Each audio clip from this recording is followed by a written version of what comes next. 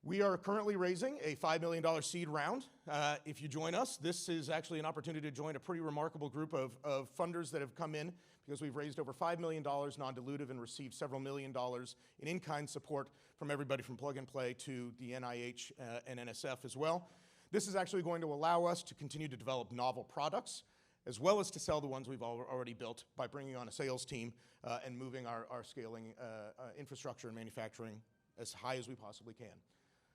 I hope you'll join us. I hope you'll help bring genetic diagnostics to the masses and ensure that every pathogen, every pest, every species that needs a diagnostic test with the power of DNA and RNA gets one. Thank you. I'll take it all. You got this? Yeah. And I'm going to invite all the founders to come back to the stage and bring a chair. And we're going to do a little bit of a Q&A. So we'll give them some time to get up here, and I'm going to get off the stage.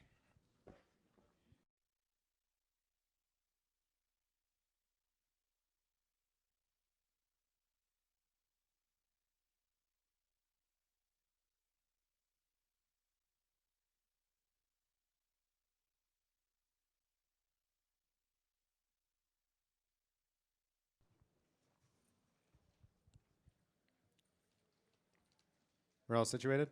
Feeling good? Okay, let's get into the questions. So the first one, what inspired you guys to pursue agriculture or, kind of target it as a main market? Scotty, if you're ready. So we're focused on seaweed value-added products and markets, and we were really doing a matrices of the highest value products that we could pursue. And when we're looking at that matrices, we identified the agricultural market as the highest and best use of our specific seaweed, both economically and environmentally, which is unique. It had the highest margins and highest volume of any potential markets for us, but it also had the highest environmental impact, which was really reassuring and encouraging as we moved into the commercial sphere. With us, it was a strange piece of luck. One of our founders went for a bicycle ride with the guy who designed spray systems for Syngenta, and they were looking at a sprayer, and the guy, Tom Robinson, said, spraying plants, and I've been looking at this for 20 years, is an unsolved problem. And we looked at the numbers and thought, it's an unsolved problem, it's a huge need. And that's what led us into it. For me, I spent about 10 years working in military R&D, working on military drones. And during that time, I talked with a lot of different customers. And actually, we had farmers reach out to us who wanted to buy our technology, and it was way too expensive. And I got pretty frustrated that we were not really having any impact outside of the military space we were working in. And Agtech seemed like a place where robotics could really have a massive impact. And then when we did the numbers on it, it seemed like it actually would be an excellent business as well. So it was kind of a combination of factors, impact and business opportunity. Actually, I think it's probably similar to these answers. I think there's two reasons we really got into it. One is purpose, and the other is profit. And agriculture in our food system, as you heard, not only does it feed us, but it's suffering from a whole suite of environmental challenges and existing things like supply chain issues that lead to food waste or loss on the farm itself. So being able to address things like food waste and being able to identify opportunities for making more effective the growth, transport, and safety of food really does a tremendous amount of good in the world. But also when we looked at sort of the space, almost all molecular genetics and molecular diagnostics currently goes into human health. And like I said, in particular in markets like North America. Agriculture is a ripe opportunity for delivering this if you can get the design correct, the price correct, et cetera, and it offers this tremendous growth with really untapped markets. Thank you. So it's been a bit of a challenging time in agriculture. Input prices, whether fertilizer or fuel, have risen significantly. Do you guys see this as a headwind or a tailwind for your business? What's your outlook for the next year or two? Should we go back the other direction? Yeah, you can take it away. I mean, I think we're looking to save costs primarily, and so anything that can do that, and this includes costs of resolution, right? So you don't want to be able to lose heads of cattle to brucellosis outbreak. You also don't want to have to pull out all of your soy because a rust has taken handle of. If you can diagnose as early as possible, you're actually reducing everything from pesticide or herbicide or fungicide application, as well as loss of product itself on its way to market. For us, it's really the scarcity that really is the forcing function that drives technology adoption. Rising costs obviously will encourage people to cut in other areas, but they don't necessarily force the transition. In many cases, agricultural customers of ours just don't have the labor, they don't have the water, or they haven't been able to buy the right chemicals. And those are the things that are really driving them to be forced to use technology to increase their efficiency. So it's definitely been a tailwind for us. We see a lot more interest because of all of that's happened, but it's really about the supply side and not being able to access the things they need to operate their business. That's really been the driving factor. Yeah, very similar for us.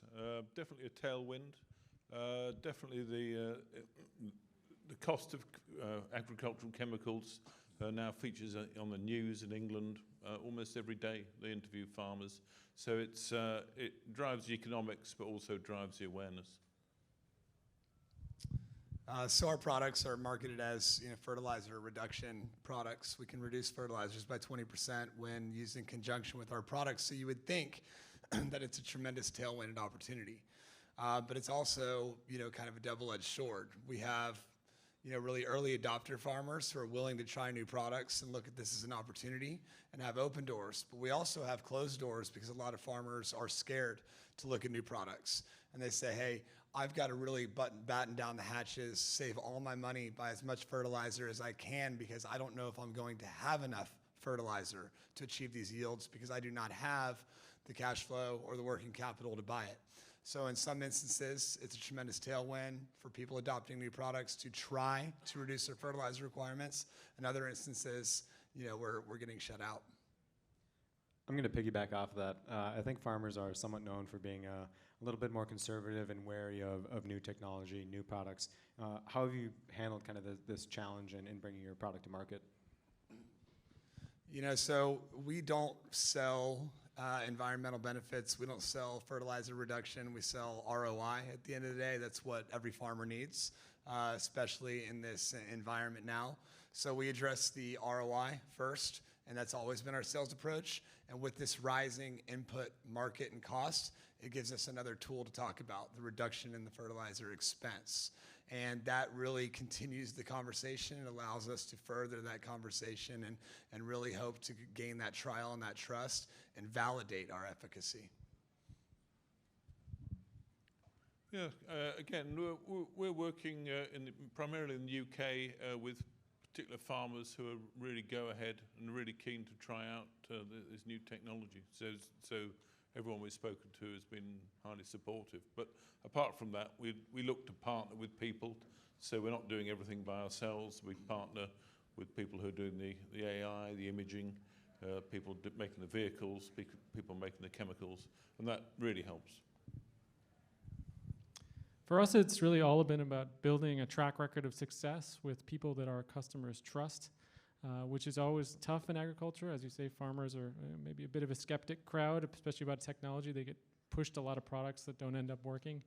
But really, we've spent many years building a track record of success around these approaches, and that's the way to do it. You really have to prove to them that things work by getting people that they trust to trust you.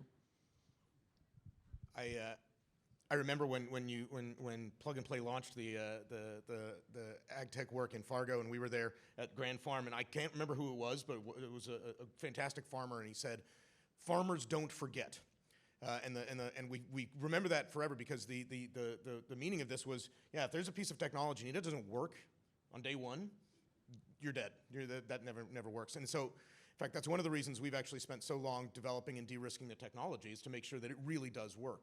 But then the flip side, I think, as you guys speak to, is who has the incentive to actually get these types of applications or these types of products deployed. And so that's actually working with folks like Bremer Bank, insurance companies and the like that are insuring crops and livestock, because they want to be able to de-risk the likelihood of loss on their loans, for example. And so they're in a position to sort of say, hey, go ahead and use this kind of work. So it's also the sort of sales channels that we want to utilize. Definitely. And you guys have all been at this for a handful of years. Could you share any lessons that you've learned over time, or any failures you'd like to share? In a good way. Do you want to start? No. That's a great question. I mean, it's, well, we're building hardware, and as they say, hardware is hard, like extremely hard. It's also hard when you're in a global supply chain crisis and you can't get the chipset that you need or other sorts of things. But the biggest challenge with this has really been figuring out what's the true value proposition. What do people really need? It's great to say this is genetics, but as it turns out, people want answers to questions. And so identifying, we've had a lot of hypothesized questions that aren't great, that people don't really want answered. So I'll give you one example. There's a significant amount of fraud in the seafood supply chain, right? About 40% of seafood that you eat, fish that you eat, is mislabeled or fraudulently labeled. And there's been a whole bunch of companies that are trying to deal with this and trying to certify and all the rest of this. We started looking at this as well and thought, oh, this is great. You're going to go to your sushi restaurant and be able to know that this is in there. But guess what? They have no interest in knowing that the fish they've already bought is not what they think it is. None. And in fact, they will pull contracts from companies that are like this. So that required us to make a different kind of pivot. Where are the points in here that you really need to think about? Questions people want to answer, which means that they can then respond to them. They can do something with the answer that this is there. Is there a disease in my herd? You can do something about that, right? As opposed to is this really tuna or is it something fake? One of the interesting things we learned is how enthusiastic a lot of our customers were about the fact that we do work in agriculture. Agriculture is it's an industry that is maybe underserved by technology. We have customers in defense and other corporate work we did, and those customers were extremely excited the fact that we were working in agriculture. They loved the fact that technology that they were helping us build was going to benefit farmers. It was something that was even more powerful than we expected when we founded the business. And it's really cemented in my mind that the values of your business really do support customer traction. Customers really, they believed in what we were doing, and consequently they wanted to support us. And it was great for us, and it really built our confidence in continuing to work in the agriculture industry. I think I'm just going to pick up on the point about the importance of the machine working from day one. So you can't start with a new technology company with a customer who demands it working on day one. So that we are proving the technology in slightly less demanding areas or more controlled areas where the customers don't demand that it works on day one. And then we are moving through to in stages. Finally, we'll be finishing with customers that demand on day one. But we did start with much more forgiving customers, and I think that was a fortunate outcome. Yeah, I guess I'll continue to expand upon what you guys are talking about with the customer. What we've learned about the customer is that farmers are the best innovators in the world. They have the best questions. They're very technical. Can get as simple language as possible to discuss a very technical idea or concept. But what we've also learned is trust is the most important thing with farmers. And if you can build that trust with one customer and make them your champion, they're your best advocate in sales. And it's building that trust with the farmers because farmers trust farmers. And if you can build a champion within your network, that's going to pay the biggest dividends. Awesome. We've got a minute and a half. Last question, not really a question, more of a request. Could you guys share your most recent win? What's gone well lately? Let's see. Our most recent win was a surprise. We have a great crop consultant here in California, and they had an issue at their almond farm with iron-induced sclerosis, and he has been playing with our product. He said, "I'd like to put this on our grove," and we cured it. And we built a champion out of this crop consultant and this farmer. We had no idea that we would have any effect on iron-induced chlorosis, to be honest, but we cured it. Still don't know the mechanisms, but we built a champion, and now we're propagating through word of mouth through the almond orchards in California. Completely surprising, but amazing. Well, a bit of a surprise to us is that we were talking to a number of ag tech companies, and we said, we started off jetting glue. Of course, you won't be interested in jetting glue. And they said, no, no, no, we're really interested in jetting glue. And we found that jetting gluey chemicals that stick to leaves is very popular. Well, this year it's been a huge growth year for us for our ag intelligence system, and really that's because word of mouth has kind of intersected with return on investment with customers, and the use case is now kind of developed to a point where we're really seeing a lot of organic interest and growth, a lot of incoming leads. I'm going to give it's a small win, but it's fun, and it relates to ag in a weird way, which is the NABA. One of our existing tests is a COVID diagnostic, which has been supported by NIH, like I said. UC Davis just informed us they want to purchase a suite of these COVID tests to test peccary farms in Peru. The peccary is a South American sort of pig-like animal that is sometimes raised for food, and it can get COVID, just like 600 or so other mammals can contract COVID, and so they're really interested in testing this, which I just think is cool because it's like agriculture that's now demanding things that the medical world didn't even realize were so important to them. So that's awesome. Thank you guys so much for answering all our questions. We appreciate you guys showing up, and right now I think we're moving on to either awards or a few more announcements. Yep, and Sarah's coming back. Thank you. Thank you guys.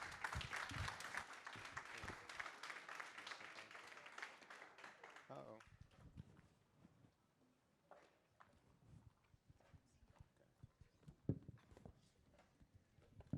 All right, so quickly, thank you again, everyone, for being here. But we'd just like to recognize one of our corporate partners. And so it's someone who has demonstrated a commitment to their internal innovation and culture, and has fostered relationships with startups as well as thought leaders throughout Plug and Play in the ecosystem. And so we are really honored to work with Bremer Bank, and we are and it's been our pleasure to work with you guys and have your unwavering support for us. So here to accept the reward is Melissa Carmichael, who is the VP of Strategy and Innovation. Oh, thank you, Sarah. You're so cute. No, it's really been an honor to be a part of the Plug and Play ecosystem. And first and foremost, I want to thank all the startups who are here both in person and virtually, because without you guys, we wouldn't have a program, as well as the other corporate partners. And then also the Plug and Play team in Fargo. You guys have done such a great job. And then also, I did see Michael here for a minute, but Plug and Play out here for really believing in the ag tech concept and really helping make it a reality. So it's been great, and really excited for what's yet to come. Thank you. Thanks, Melissa. Alrighty, and next. That spoiled it. I had a whole line about this guy isn't very salty, although you might think he might be. And he's been just dedicated, passionate, enthusiastic. He attends every event.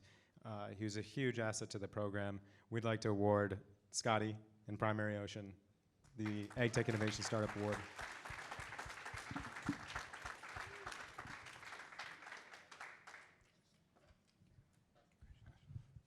I'm shocked, and I am grateful because I stumbled through my presentation up here and I missed like our whole tagline, so I get a second shot at it. What was the problem up here? We had too much CO2 in our oceans and not enough carbon on our soils, right?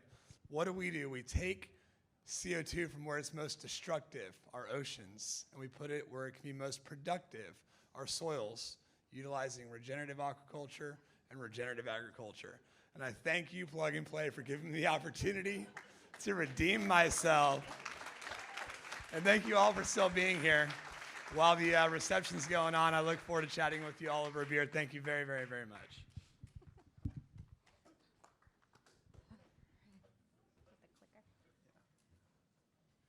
right, just want to thank our partners again, OCP and Bremer Bank, for being here. Another important thank you too is to our mentors. So they graciously donate their time and their knowledge to our startups, to our program, and so we wouldn't have a program or be successful without them, as well as our champions that donate their time as well. So we truly appreciate you guys. Cheers to you. Agriculture is very important. It's very relevant because somebody needs to provide the cows and the grapes for your steak and wine dinner tonight. So please thank a farmer if you have it, if you know one. So. It is pronounced agriculture, by the way. I've taken a lot of heat because I don't say agriculture, but it's agriculture. And lastly, Brella, I think you guys are all familiar with it. The great thing is that it's going to be live for the next week. So if you need to reach out to someone you met, maybe didn't get a business card, keep using the app, keep connecting. Hope you all had a great time here. Thank you.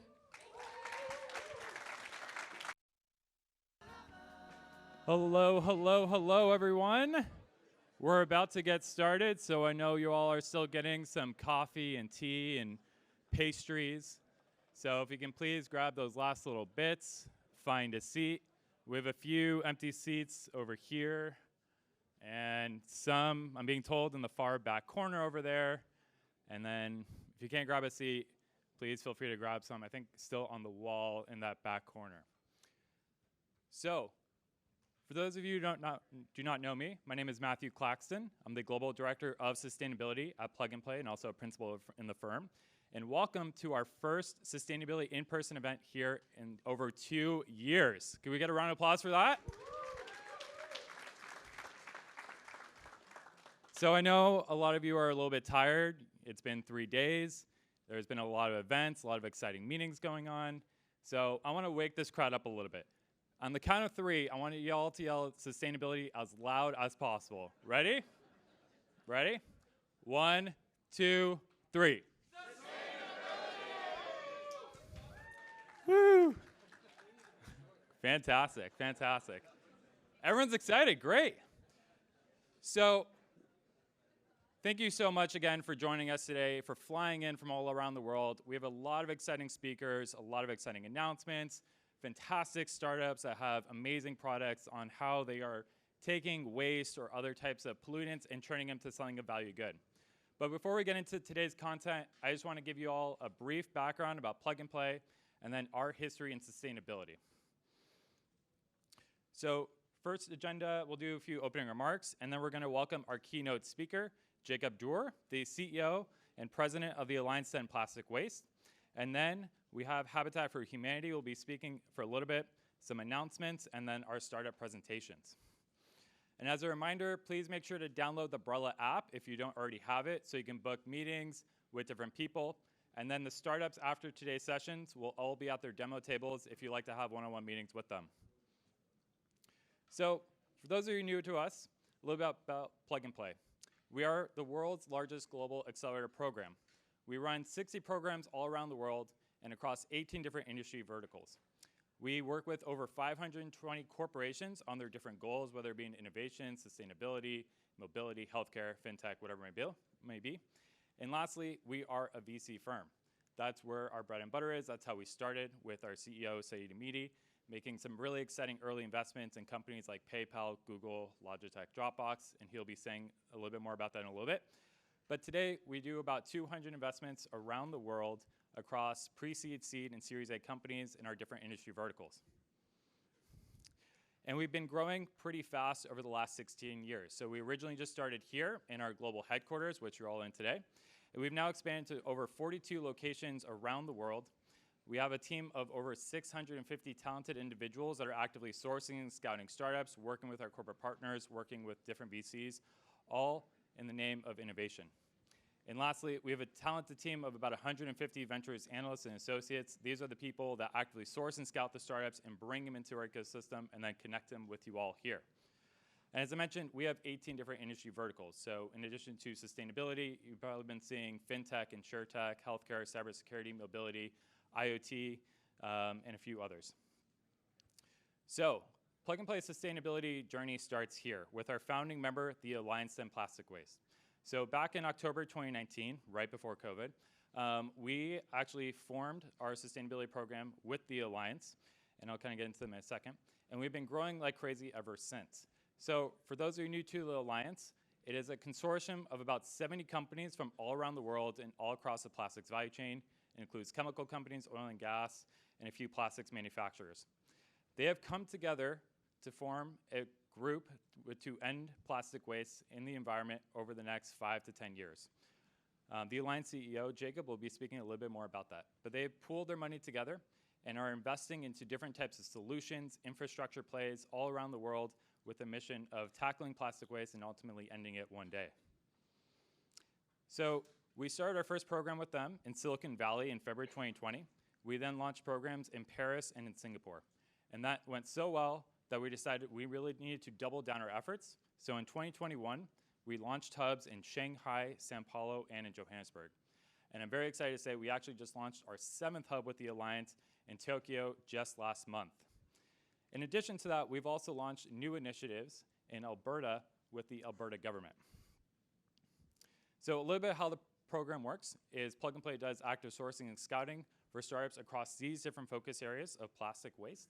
So looking at collection, sorting, design of plastic to make it easier to recycle, end-use markets for the plastic to go into, financial incentives for bringing that plastic back, river pollution prevention, and lastly, waste material exchange.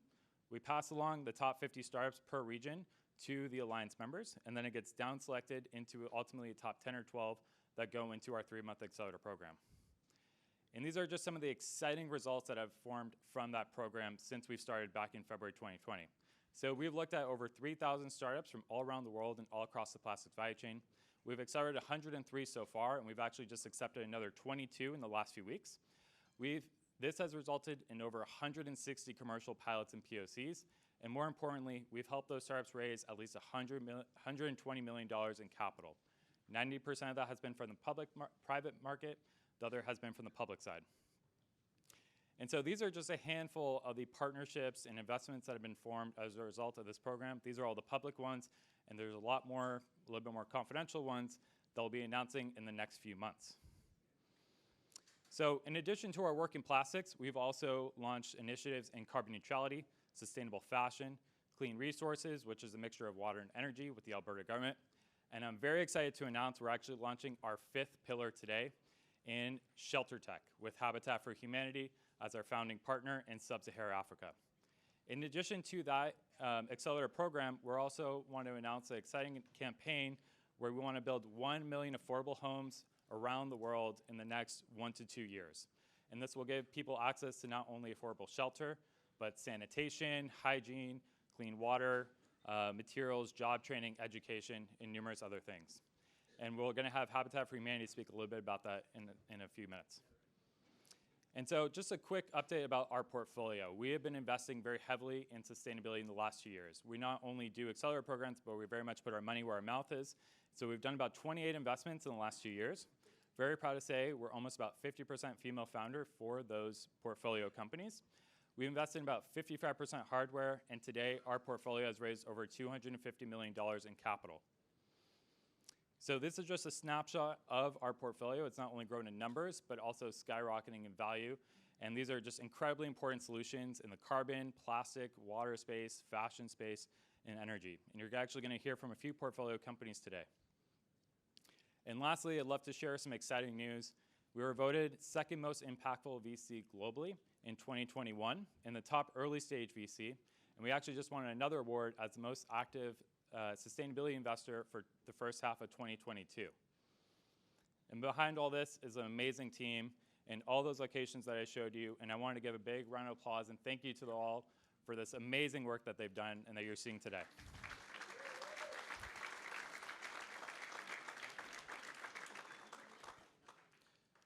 So next, I'd love to turn it over to our CEO, Saeed Amidi, to give a few opening remarks. Hello, everyone. Welcome, welcome. It is so wonderful to have people and talk and drink and eat. It's been the most exciting 2 to 3 days, I must admit, in history of Plug and Play. You know, I was mentioning to Jacob and some of our guests that we had over 250 events a year in this building before COVID. but we started our summit 2 days ago, and we were expecting about like 500-600 people per day. And the first day we had 1,500 people coming to this building. Of course, we ran out of food, so we ordered 50 pizzas for lunch. But that little logistic problems, it's okay now. Like, I think this room can comfortably sit 350, and our new event room downstairs can accommodate 700 people. But this is all really the way we would like to celebrate the entrepreneurs. We love to find great, talented engineers, people with great ideas, and then embrace what they do and help them raise money, help them to find the first pilot, the first customer, and really be part of the journey of the entrepreneur, especially in those early years, the first 2 to 3 years. On our opening remark was one of my best friend, Omid Kordestani, and he shared with us when he joined Google, there was 6 other search engines, actually like they were the 7th, and they were 4 or 5 people, and how he loved Larry and Sergey, commitment to excellence, commitment to best product first, best engineering talent. You know, till they were over 1,000 people, Larry and Sergey and Omid had to approve every hire Monday, and it took about 10 interviews to be able to give a job offer to someone. But we had then also yesterday one of our new unicorn, Soundhound, who is also started by 3 PhDs from Stanford. But what is common among these entrepreneurs is that they are passionate about their work.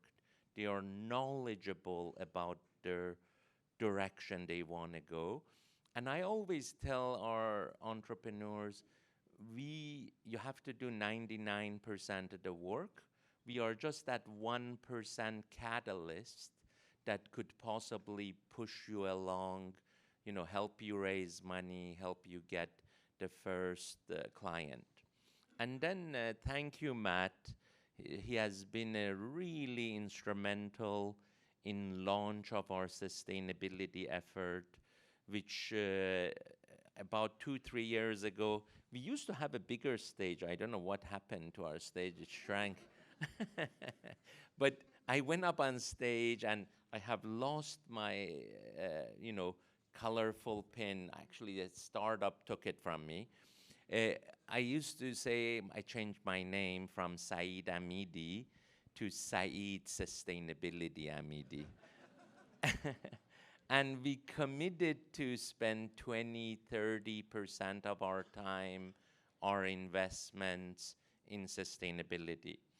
Other than Matt, I'm really honored to introduce to you like the second person in the journey of plug-and-play sustainability, someone who we actually, I think, started working with without meeting physically on this crazy Zoom. But then we said, okay, let's start this, for Alliance. We started like the first location here and then the second location in Paris. But it has been an incredible journey engaging companies like Dow, BASF, Exxon, Shell, and connecting them with our entrepreneurs that some of you see today.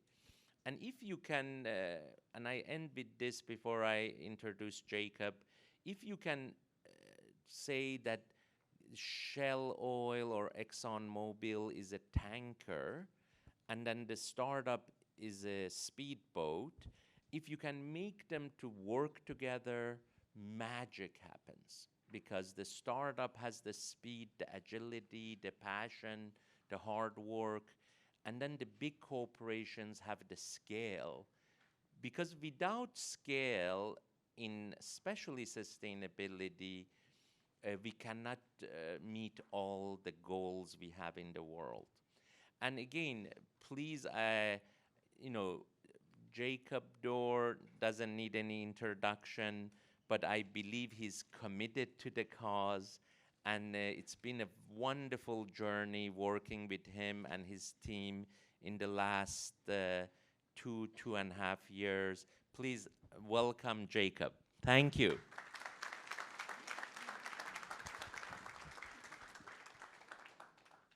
Excellent, yeah.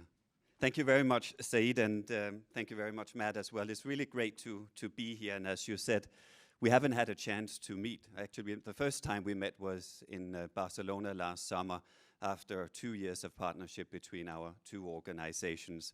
So it's my first time here in California visiting Plug and Play and your offices here, and I have to say it's really, really impressive to see what you have built up over the last X number of years and the focus that is now given to the whole agenda around sustainability. As Saeed said, my name is Jacob Duer, and I'm the president and CEO of the Alliance to End Plastic Waste, headquartered in Singapore, in the region where the majority of the plastic pollution leakage into the environment is happening from. And being here today and talking about sustainability is really something that is very, very important for me. I've grown up with sustainability with a background in the United Nations Environment Programme, and have over the last 15 or 20 years focused on and worked on chemicals and waste management issue from a policy side, from a regulation side, but always understood that there is a role that the private sector, startups, the non-policy world needs to play to drive the sustainability agenda much further. So speaking here today on sustainability is very critical, and I'm also very happy that the Alliance was part of the founding cohort, founding partners of the sustainability vertical for Plug and Play. I had the chance to attend the World Economic Forum annual meeting in Davos a few weeks ago, and it's always, first of all, extraordinary to be at these meetings where you have global leaders in all sorts of areas coming together for 1 week to discuss, to reflect, to put into place strategies around different areas. But one thing that was really clear this week or this year was that sustainability is at the core of the conversation today. I had a chance to be at a few panels myself, but also listen into many of the panels that took place. And there was one that was in particular interesting. There was a panel that reflected on the sustainability journey, and it had 3 panelists, the chief sustainability officers from some of the largest brands in the world. And they reflected on what has happened over the last 10 years in this space. And one of them said, 10 years ago, sustainability was sort of the unwanted brother or sister in the boardroom. Today, this is an invited member. It's a core member of the team that sits there. Sustainability officers are reporting straight into the CEOs, and this is really an agenda that is at the core of businesses. It's going to determine the future business models and, in principle, also the survival of many of these very large corporations. So it's been a very long journey on sustainability, but it is where it needs to be now, and there's no doubt that it will get bigger and bigger going forward. And this is also what has been the reason behind the establishment of the Alliance to End Plastic Waste, a relatively new organization that was only founded 3 years ago as a global nonprofit incorporated here in the US, but we have our headquarters in Singapore. I joined myself around 2.5 years ago. I was the staff number 1, so in many ways we was a startup ourselves, but with a lot of backing from our member companies, some of the largest corporations across the plastic value chain. And the Alliance has set a very ambitious goal for itself to end plastic waste in the environment and contribute towards a circular economy. Obviously something that is not an easy task, but a task that has to be completed and a task that has to have innovation solutions and financial resources dedicated to it. And I'm sure that you all agree with me that plastic waste does not belong in the environment. Actually, it doesn't belong in incineration or in landfills either. Any waste that has value should be recycled. So in addition to preventing the leakage of plastic waste into the environment as part of our focus, we are also very much dedicated to contributing to a circular economy and focusing on recycling. When I started 2 years ago, or 2.5 years ago, of course, I knew that we were taking on a somewhat daunting task at a very challenging point in time. And then came COVID, which made it even bigger as a challenge, recognizing that not only did I have to build up an organization behind a screen, sitting in my office in a new country, but also did we see an incredible surge in the usage of single-use plastic everywhere in the world. And in cities and communities where there's waste management infrastructure, such infrastructure can cope with it. But 3 billion people on this planet, they have no access to infrastructure. So in many developing countries, including and in particular probably in Southeast Asia, we saw a significant increase in the usage and ultimately also in the leakage of plastic waste into the environment. Just in Bangkok alone, the usage increased by 6-fold the normal usage of single-use plastic. And that was because people were stuck at home. They had to do deliveries into their homes, and what do you do with your waste if you have nowhere to put it? If nobody is picking it up from you, you put it, unfortunately, in the environment, or you burn it. So the problem that we thought was huge and big 2.5 years or 3 years ago is even bigger today and has a bigger sense of urgency surrounding it. You know the numbers as well as I do, so I don't necessarily want to rehearse them, but 11 million tons of plastic waste is entering the environment or our oceans every year. That number is unfortunately projected at tripling over the next 20-25 years if we do not act now. We cannot open up a newspaper or switch on a television or switch on our televisions without seeing something around plastic pollution in the broader sense. But what we often don't know is that the value that gets lost on an annual basis with the plastic ending up in the environment, goes into incineration, open dump sites, or landfills, or is being burned, is estimated at between $80 and $120 billion. That's a lot of resources, that's a lot of value that does not need to get lost. So not only do we need to prevent the leakage into the environment, but we want to make sure that we retain that value in the economy, and that's why the focus on recycling is an integral part of not only what we are doing, but what communities and companies and governments are increasingly focusing on. And I mentioned the issue around access to waste. Almost 1 in 2 persons on this planet does not have access to waste collection. 3 billion people have nowhere to go with their waste. And this is one of the main reasons why any waste, not only plastic waste, ends up in the environment. So if we don't tackle that part of it, we are not going to be able to tackle the issue that we are faced with today. Wherever there's a challenge, there's also an opportunity. And there are significant opportunities here when we talk plastic waste and plastic waste leakage and recycling. It's estimated, I don't know exactly who did it, but I think it's the Ellen MacArthur Foundation that estimated that this is a $1.2 trillion investment opportunity if we get it right. And I'm sure that we will get it right, but we can't get it right alone. The industry can't get it right alone. Governments can't get it right through regulation. Civil society, UN agencies, development agencies, neither can startups. But we need to come together. And you described it very well, Saeed, when you said the big tanker and the speedboat. And this is exactly what our partnership is about. I would say we're a little bit the big tanker in the sense that many of our member companies are the large corporations across the value chain. You saw some of them on the slide from Matt. It's the very big plastic and resin producers. It's the very big brands, retailers, and recyclers as well. But we need to join forces with the community of startups in order for us to be effective. So in order to do that, we now have 70 member companies. They have committed a total of $1.3 billion to our cause. And together with them and the team of the Alliance, we're in the process now of developing solutions to end plastic waste in the environment and contribute to a circular economy. Our focus and our model is to develop solutions. It's to deploy them on the ground and de-risk them, and then work with financial institutions, development finance institutions, venture capital, private equity in taking them to scale. If we don't create business models, we won't create long-term and lasting solutions. What we do is we work with our member companies and we work with our partners. We provide grants and loans.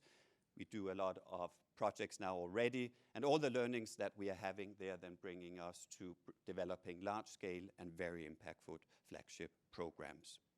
In addition to our own membership, working with strategic partners is absolutely critical. So we work with civil society in the implementation of activities on the ground.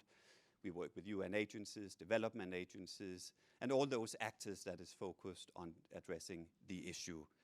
And then we work with startups. And you heard from Matt as well what we have been able to do over the last 2 years. And it's extraordinary to see that more than 3,000 startups have come forward with new ideas and new solutions under the Plastic Waste Innovation Platform. 102 have been incubated already. We are hoping to be able to incubate another 50-ish by the end of the year. And the fact that they have already attracted $120 million of investment and 160 pilots, that's extraordinary. So the idea is out there and the capital is out there. We need to connect the two so that we ultimately can take it to scale. We have around 50 projects already under development, so we have under implementation. So that has happened over the last 2.5 years. We're operating in 30 countries where we have activities, and it's the whole spectrum of what sort of plastic waste management. It's the whole spectrum from collection to high-level technology that we are engaged in. You can see here where we are. Our headquarters is in Singapore, so the majority of our activities are in Southeast Asia, but we are bringing more to the US, to Europe, to Latin America and Africa as well. And just to give you a sense, but you can get a better idea on our webpage as to what we are doing. Here in the US, we have a few activities, but it's developing a bigger program. We are working with an organization or a company called First Star Fiber in Nebraska, where they are developing and putting in place an integrated waste management facility. We're working with another company called MyPlast from South Africa that will be working with us in Minnesota to put up a recycling plant. All ideas and solutions that ultimately can be taken to scale. South America is an increasing priority for us, but where we have the most of our activities are still in Southeast Asia. We've just launched a $29 million program fully funded through a grant by the Alliance in a regency in Indonesia, the Malang Regency, where we ultimately will be putting in place infrastructure, waste sorting, collection, processing, and recycling for 2.6 million people, ultimately preventing the leakage of 50,000 tons of plastic waste into the environment on an annual basis. The ambition here is to take it to scale. We are working with development finance institutions to do so, and we have also just launched a private equity fund on plastic circularity with Lombard Odier, an investment manager based out of Geneva, that will be working with us in taking the solutions that we develop or the solutions that are existing on the market, including the startups that are being incubated through Plug and Play, to a much bigger size and to scale. Here in the US, but a global prize, we have just launched an alliance prize, we are saying, where we are looking for ideas around solutions for plastic waste packaging that is found in household waste. So for those of you who are operating and functioning in this place, please, in this area, please go to our webpage. The deadline for submission of ideas is at the end of July, but there is an opportunity to win a grant of $3 million. It's not an easy task, and the road ahead is going to be bumpy, but we are convinced that we can put an end to plastic waste in the environment if we do it through partnerships. We don't have all the answers, but the answers exist out there if we get the right partners around the table. So we are looking to continue to grow our membership, bring some of the large corporations into the alliance. Many corporations that have made incredible commitments around what they are to achieve when we talk sustainability. We know that corporations are looking at net zero emissions, and in our space around plastic, in particular the large brands and retailers, they are looking at ambitious targets where they're saying that 20, 30, 40, 50% of the packaging material has to be either recycled or recyclable by 2025 or 2030. The reality is that no one can do this alone. Only through joining forces with others will we be able to create the right solutions. Coupled with solution is also the policy space, very active when we talk plastic pollution. I'm sure that most of you have seen that negotiations are going to start on a legally binding treaty on plastic pollution. That's something that's going to drive investment and solution creation, an area where the Alliance feel that our experience can contribute to hopefully what will be an enabling policy framework that is expected to come out over the next few years. So I invite everyone in the room here, whether you are a startup, whether you are a company, or representing any other space that is interested and is committed to ending plastic waste in the environment, to join us to put an end to plastic waste in the environment and contribute to a circular economy. Thank you very much.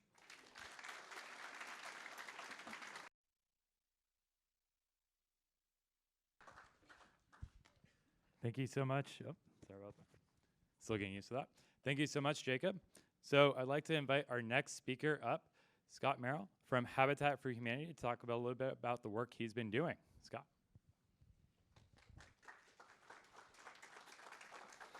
Thank you. So when I tell most people that I work for Habitat for Humanity, particularly here in North America, this is what they tend to picture in their mind, right? Volunteers on a build site, building houses. Maybe they also think about Jimmy Carter, who's one of our most famous ambassadors. And you know, that is a big part of what Habitat does and what Habitat wants to do in terms of engaging volunteers in order to raise the profile of affordable housing globally. But it surprises most people to learn that actually 3.75 million people were served last year by Habitat for Humanity through market-based approaches. That's about 90% of the total impact that Habitat had last year. That work is led by Habitat's Terwilliger Center for Innovation and Shelter, where I'm a senior director.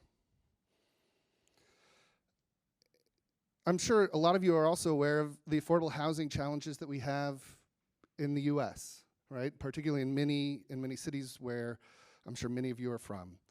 And the markets are also broken internationally, not just in the US, but they're broken in different ways. This picture shows how most people in developing and emerging markets are building their homes, right? They're building them incrementally over time, room by room. They are taking usually at least 30 years in order to build their home, and they're doing it with substandard materials and substandard services that are not actually developed to meet their specific needs, which are different than the formal developed markets. The Terwilliger Center focuses on influencing the housing markets in the countries in which we work in order to better serve these people. This means that we work with material supply companies in order to help them understand that market, to adapt their products accordingly, but also to change how they're doing distribution and marketing of those products in order to meet the needs of low-income incremental builders. Our goal is to make the affordable housing market more inclusive and be better able to meet the needs of the 3 billion people who live in inadequate shelter globally. At the same time that we're focused on affordability, however, the construction industry has a large sustainability problem globally. The problem that we see with the discussions on sustainability in the construction sector globally is that most of those discussions right now are happening in North America and Europe, focusing on the problems that are being faced by developers in North America and Europe. And that's great, but we're not going to solve sustainability problems in construction if we only focus on developed markets. Most new construction that's going to happen globally is in developing and emerging markets. And a lot of that construction is actually going to be the informal market, these incremental builders that I talked about. It's estimated that 70% of new homes built in developing and emerging markets in urban areas by 2030 are going to be built in the informal space. So if we don't address the building, the way that people are building in those informal spaces, we're not going to be able to address the sustainability issues within the construction space. Closing the loop on sustainability could be a huge gap in terms of reducing carbon emissions. And we believe that the way that we do that is by working to change policies, to change building codes, to change standards for materials, and to change the way that products are distributed and marketed to low-income people. that's why, and then innovation is another big part that we need to have in this space. And that's why we're so excited about our partnership with Plug and Play. So we're partnering on an accelerator in Sub-Saharan Africa to work with startups in the construction space, those that are focused on affordability, but also sustainability. This is going to be our 6th accelerator globally, but our first in a context as large and diverse as Sub-Saharan Africa. What's been interesting is the intersection that we see between sustainability and affordability. About half of the thousands of applicants that we've had to various different shelter tech programs that we've had have had a sustainability angle, either some sort of more sustainable material, circular economy, like a block using recycled plastics. Actually, half of those more sustainable materials are recycled plastic based, or using agricultural waste to make a new roofing tile, as an example. So we see that this accelerator and this partnership as being really important for our goals from an affordability perspective, but also from a sustainability perspective. And that we know that we can't do this alone, and that's why this partnership that we have with Plug and Play is so important to us. With the work that we're doing on affordability and sustainability, we need more companies involved. We need more civil society organizations involved in looking at these issues. And so we would invite all of you who are interested in sustainability to think about construction, to think about affordable housing, and to come and join us on this journey as well, to make shelter tech a priority for you, just like Plug and Play has done in their sustainability agenda. Thank you.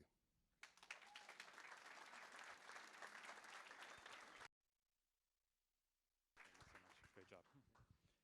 Thank you so much, Scott and Jacob, for your great speeches. So just want to touch on one quick thing that they were alluding to. It really takes everyone coming together and working together to solve some of these massive problems that we have all around the world. So we really encourage you, as you're here today, and as you see these great startups, network with them. Let's figure out how you can work together. If you know people in your network that you think would be great for them, let them know. And it's all about collaboration and really moving together. And so with that, I'd love to make another exciting announcement with some new partners that we have joining us in the Plug and Play Sustainability Program.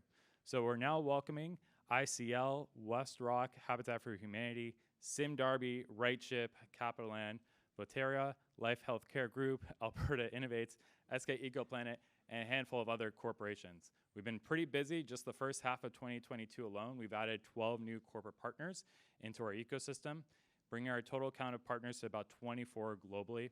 And we encourage you all, if you'd like to get involved into our amazing Plug and Play Sustainability Program, please make sure to connect with myself or a member of our team, and we'd love to figure that out. So next, I'd like to welcome another member of our team, Danae Roberts, who's a senior associate for materials and sustainability, who'll be emceeing the startup portion of today's event. Danae?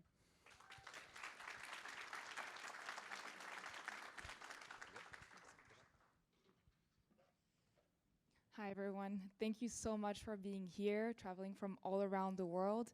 My name is Danae. I'm a Senior Ventures Associate at Plug and Play. I work in the materials and sustainability verticals.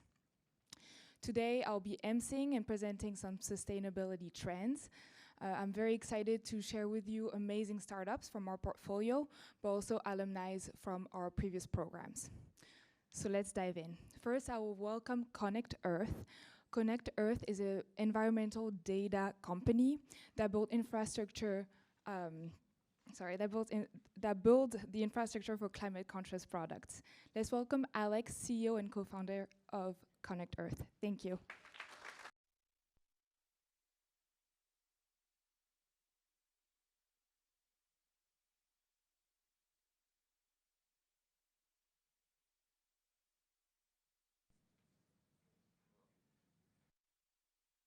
Now?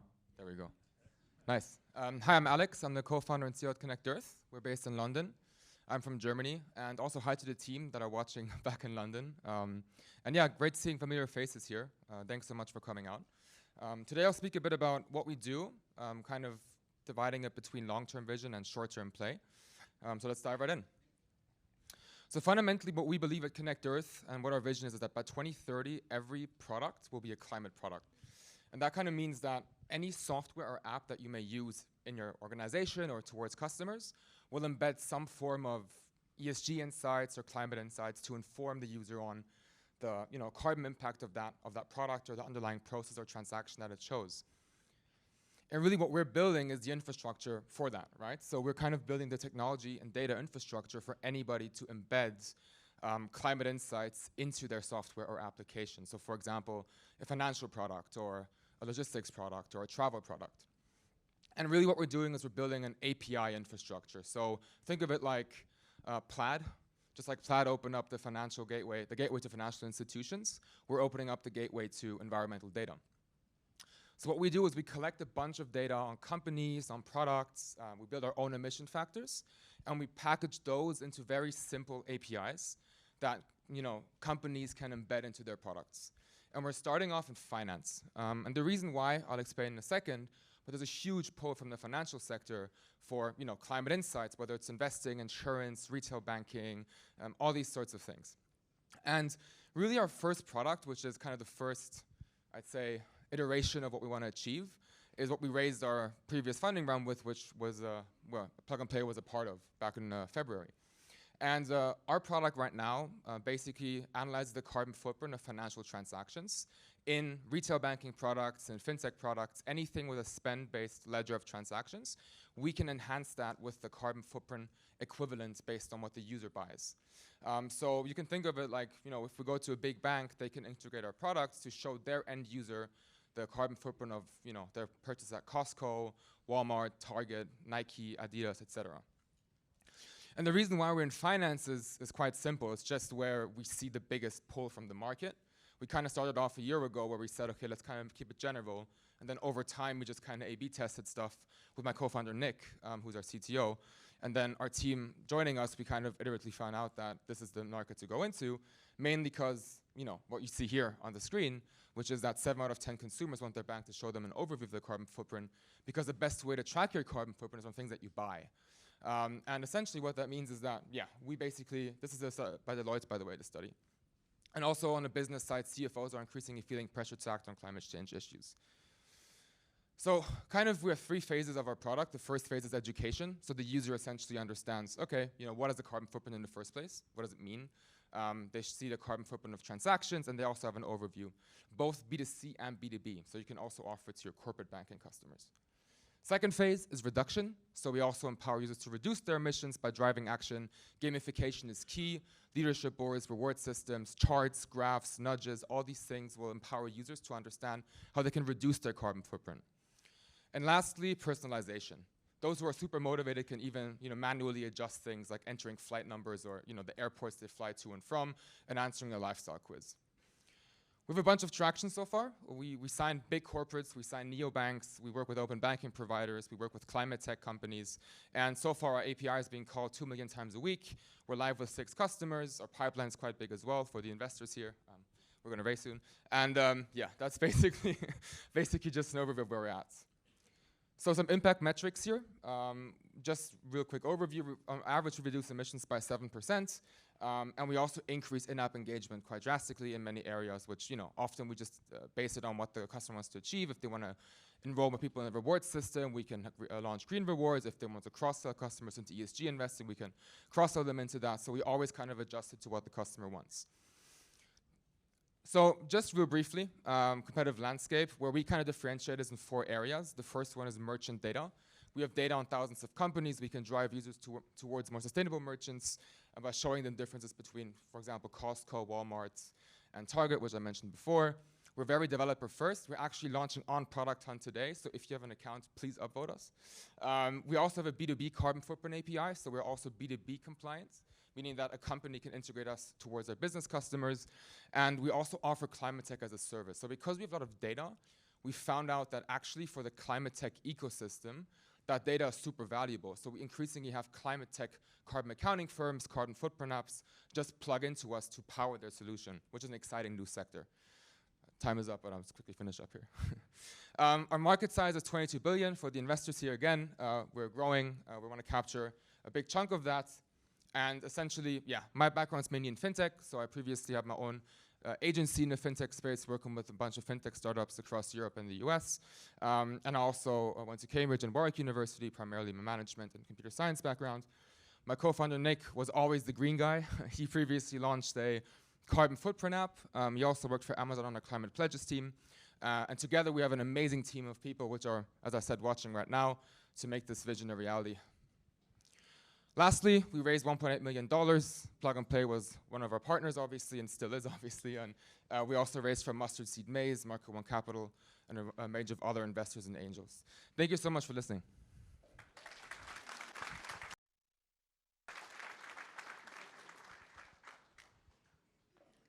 Thank you so much, Alex.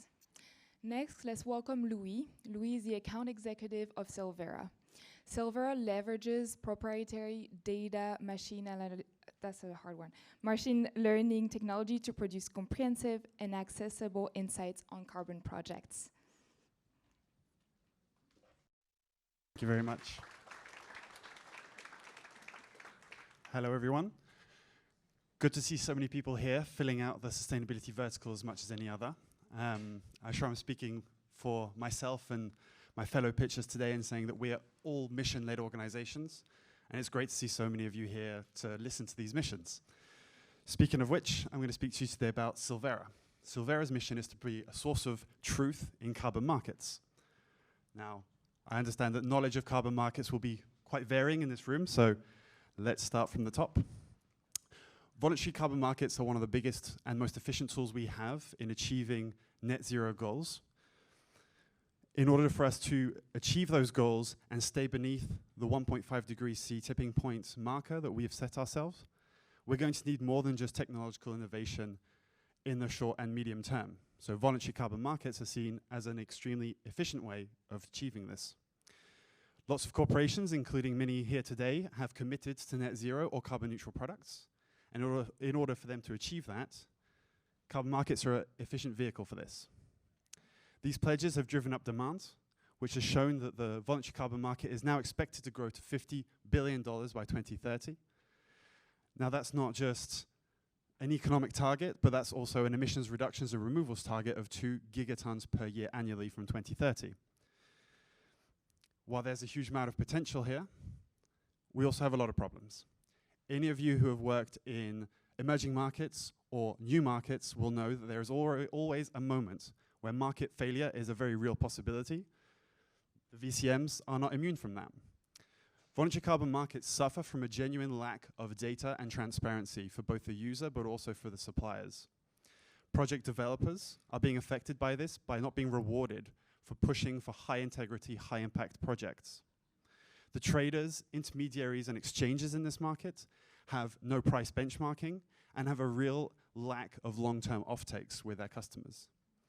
The buyers, who at the end of the day are the ones that are delivering on these promises and delivering these net zero goals, they are suffering from a huge lack of understanding of what the problem is, and they're facing genuine reputational risk. And finally, the financial part of this equation. Financiers in this market don't really understand the risks that are presented to them, and this is where Silvera has been helping them. The consequences of these problems are happening today. So as I mentioned before, reputational risk is already a case, and many major organizations are being dragged through the mud even though they're putting their money where their mouth is. Share prices are being affected, and there are genuine missed opportunities for all the market participants that I highlighted earlier. In we come, Silvera.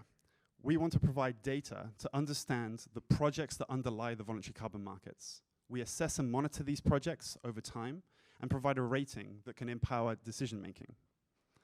We're bringing confidence to sustainability teams and CFOs so that they know exactly what it is that they are purchasing and investing in.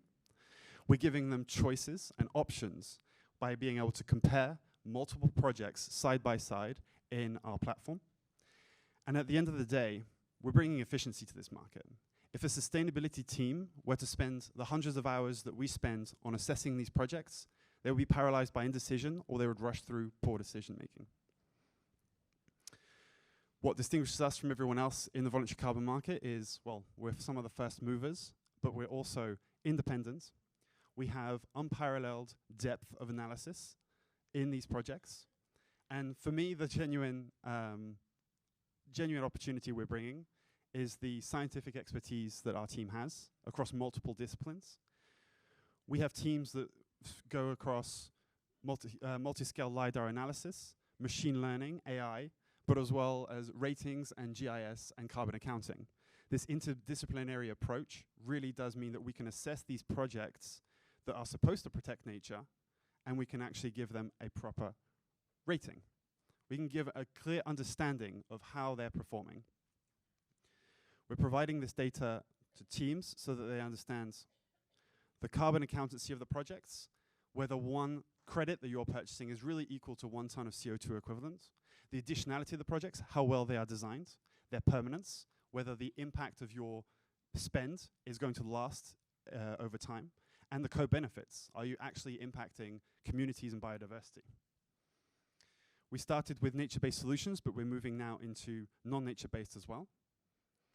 And we're also moving into jurisdictional spaces, which is an extremely exciting part of our work. What I want to leave you with is, today we're actually working with major organizations delivering value. We raised $32 million in Series A a few months ago, and now we're looking to really scale up. So today and the last few days, I've been here trying to meet major corporations so that we can help support your teams and deliver the climate impact that they have been mandated to achieve. Thank you very much.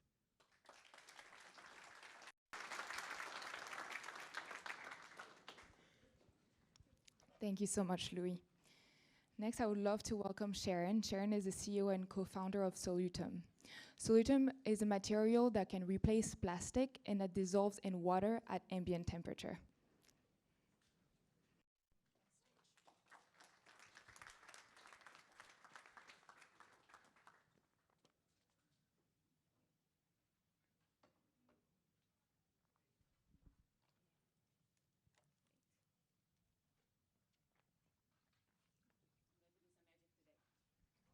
We have a live demo.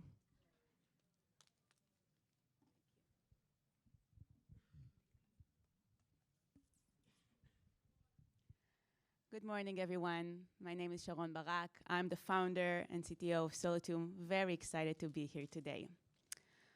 I am a chemical engineer. I used to be the R&D manager at a plastic company.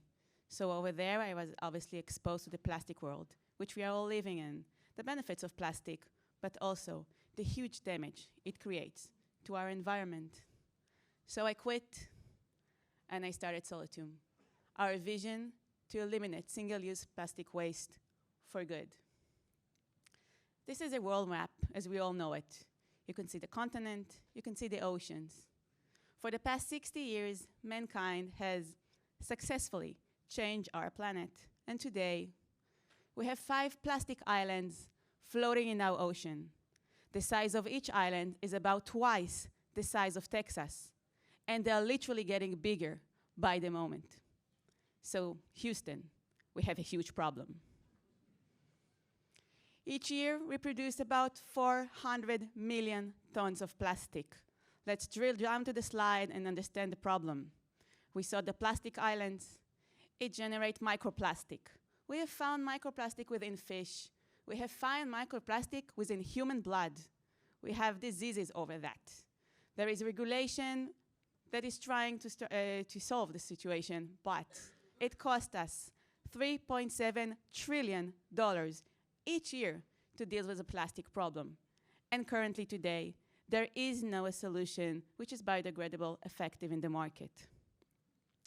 So what we are doing in Solutum, we are developing a product, a raw material that feels and looks like plastic, but once it comes in contact with water, it will dissolve and biodegrade. And I'm going to demonstrate it.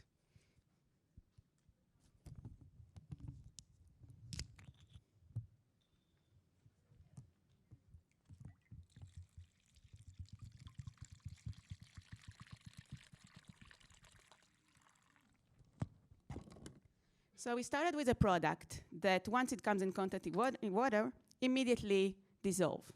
But what happens if it's a rainy day? You don't want it to dissolve immediately. So we have developed a unique mechanism that allows us to control it and to only dissolve like this after a predetermined time. Then it will fully dissolve and fully biodegrade safely in the environment.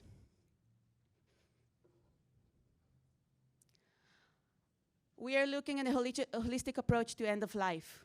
It can biodegrade in an unmanaged environment, like in water. It can be recycled to create a circular economy. It can be composted in industrial composting. It can be used for energy incineration. Basically, ends of life can be used for all kinds of solutions. Our product is diverse. You can use it for different kinds of product.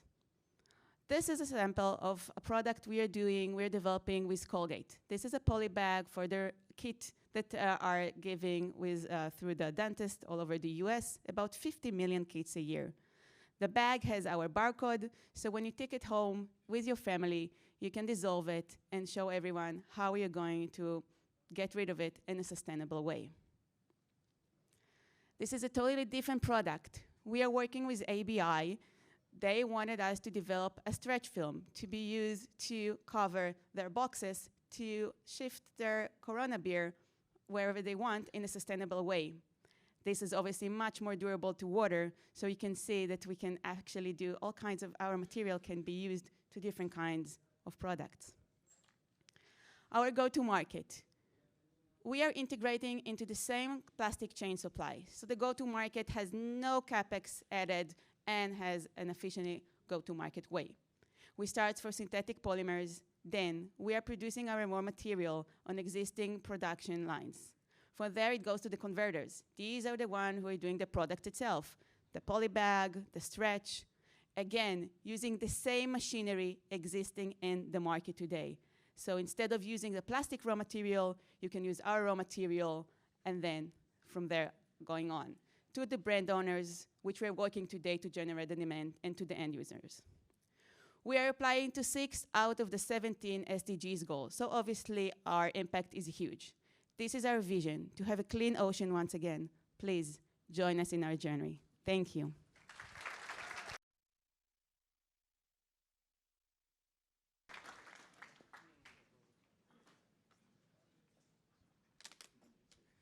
Thank you so much, Sharon. Base 2 provides a no-code platform to operationalize digital twins to improve process efficiency and reduce waste. Let's welcome Saeed, the CEO and founder of Base 2.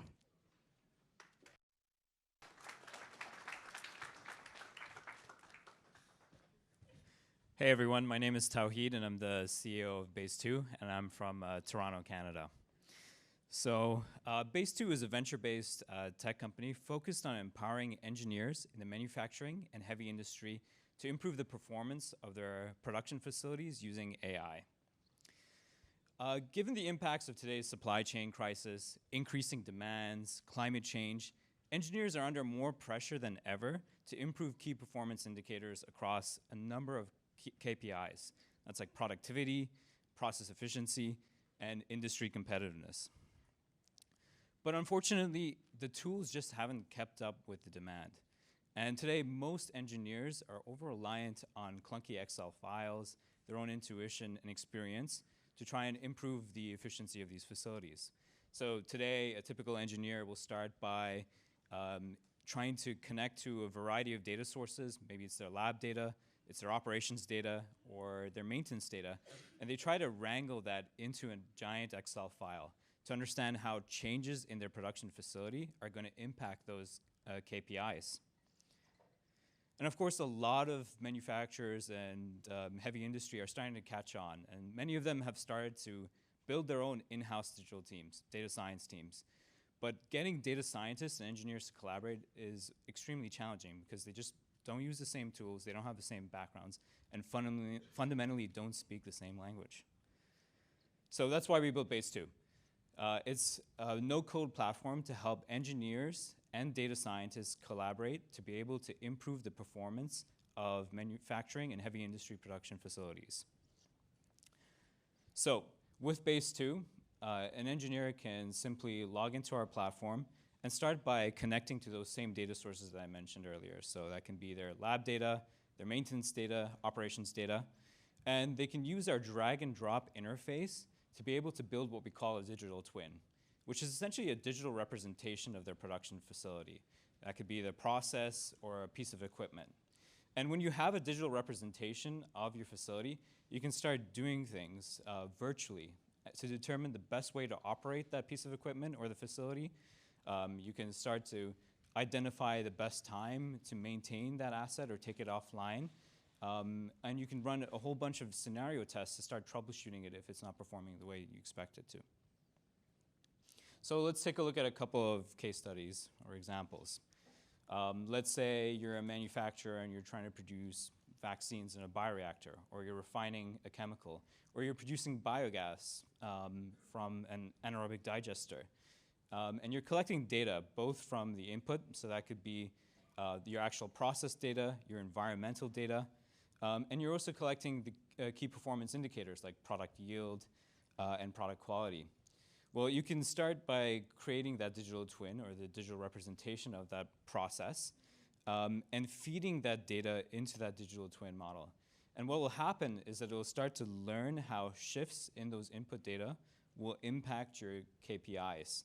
And eventually, it will be able to tell you what the optimal configuration of those inputs need to be to reduce variability in your product quality and also improve the performance and yield of that process. You can also apply it to expensive or consumables in your process, like chromatography columns. And the same thing, you can start collecting your online measurements and key performance indicators, feed it into the digital twin model, and start to identify the asset's lifespan, the remaining lifespan. When do you need to replace it or maintain it? And can you squeeze out more usage from that asset so you're not wasting it prematurely? So these are the types of applications that manufacturers are using the Base2 platform for. And it's across a wide range of industries, ranging from pharmaceuticals, the chemical industry, metals, mining, and oil and gas. So if you're interested in learning more, we'll be at the demo table, so please drop by, and I'd be happy to answer any questions. Thanks so much.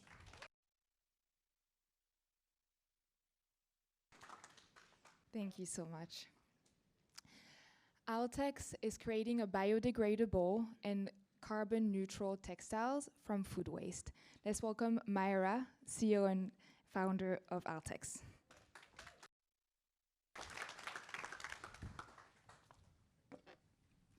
All right, hello everyone. Great to be in an in-person event. I'm also from Toronto, Canada, so a bit of a flight for us, but really, really great to be here. Weather is definitely much nicer than what we have going on there. So again, I'm Myra, co-founder and CEO of Altex. We're a seed-stage biomaterial startup creating circular polyester alternatives re-engineered from food waste. So fashion is actually one of the most polluting industries on the planet. Globally, it's making up 10% of the world's greenhouse gas emissions, and really to the core of that are the very linear materials we've been using for centuries. The largest subsector within those materials is actually something that 65% of this room is wearing right now, which is polyester. Polyester is essentially just plastic. We've been talking a lot about plastic today, so it's this petroleum and fossil fuel derived material that of course cannot be biodegraded, cannot be adequately recycled, and is therefore creating 50 million annual tons of landfill waste. That's a truckload's worth every single second, 40 trillion ocean microplastics a year. And despite the rise of conscious consumerism, where 60% of young consumers are telling us that they're willing to pay a premium for polyester and other sustainable alternatives, it's still the subsector that doesn't have any fully circular, fully recyclable, or biodegradable alternatives. And a lot of that has to do with polyester's performance and mechanical properties that haven't been adequately replicated in existing biomaterial technology today. So at Altex, we're creating what we believe will be the world's most circular polyester alternative, engineered from one of the world's largest landfill contributors, which is food waste. We have a patent-pending waste-to-wardrobe technology that takes large-scale post-industrial food waste, leverages the sugars found within the food waste through a fermentation process to create a polyester like biofiber, And that fiber is designed to plug into polyester's existing manufacturing system, where it's converted into polyester-like materials for sale to fashion brands. So double-clicking really quickly into that patent-pending technology, really the heart of the science is in the fermentation. So when you have food waste, the building blocks within the food waste are a huge resource for us. We take that and we have a unique combination of microbes and enzymes that use that food waste to generate a bioplastic. At this stage, the bioplastic is very similar to existing polymers out there that have not yet been leveraged for textile applications. We then uniquely, chemically and mechanically optimize those plastics in order to create a textile-grade polymer that is then extruded into a fiber, as is polyester, twisted into a yarn, and then used in the polyester that much of the room, including myself, is wearing today. The result of that process is a material that gives us polyester's physical qualities, the ones we love so much, the stretch, the moisture wicking, and the reason it's in so many of our athleisure and athletic apparel today, but does so in a circular way. So the end material is industrially biodegradable. It's carbon neutral because we're drawing a very carbon intensive source away from landfills, as well as being economical as we project, because we've figured out how to plug the fiber into polyester's existing manufacturing system, as well as the fact that we're using a low-cost feedstock, being food waste, as input in our process. Ooh. More importantly, the environmental impact of a single t-shirt created with this material can divert 1 kilogram of food waste from landfills, 9 kilograms of carbon emissions from the atmosphere, and 4 grams of microplastics from polluting the ocean. This impact is more relevant now than ever, so we've talked a lot about plastic waste, and we're on this global mission to end plastic waste. Most consumers don't realize that 60% of what we wear is actually plastic, and it's causing much of the same problems that we've talked about today with plastic. We're seeing a lot of macro shifts in the environment that are going to very quickly push changes to enable adequate recycling and diversion of textile waste.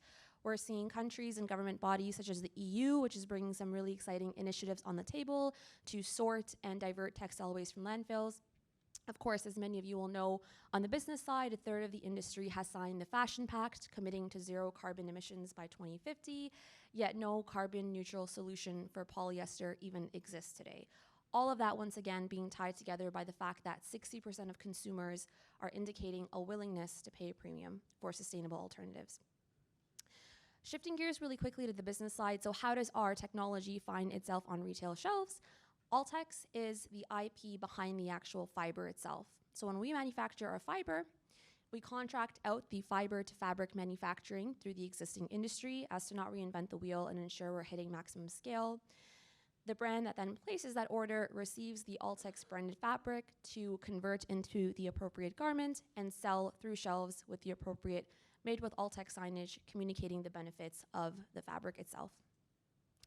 There's a few people out there or a few companies solving this problem alongside us. Our biggest competitor right now is essentially recycled polyester, so recycled synthetics that are made from post-consumer waste material like plastic water bottles. Although they're a step up in terms of sustainability, they're still plastic at the end of the day. So they're still creating microplastic waste. There isn't an adequate way to recycle them today. On the other hand, regenerated fabrics are fully circular for the most part. Many of them are bio-based, so although they bridge that sustainability gap, there's a delta in performance because they're not replicating the polyester polymer. Competitively, Altex is bringing the performance of that former group with the circularity of that latter group to create a solution that doesn't sacrifice performance for sustainability. Although we are a price premium compared to some of the more commodity sustainable alternatives such as recycled plastic, we project to be half the cost of the specialized sustainable alternatives. So for time's sake, I'm going to skip over our target market. Very clear, fashion brands. If anyone is a fashion brand or a materials company in the audience, please come talk to me at the end of this.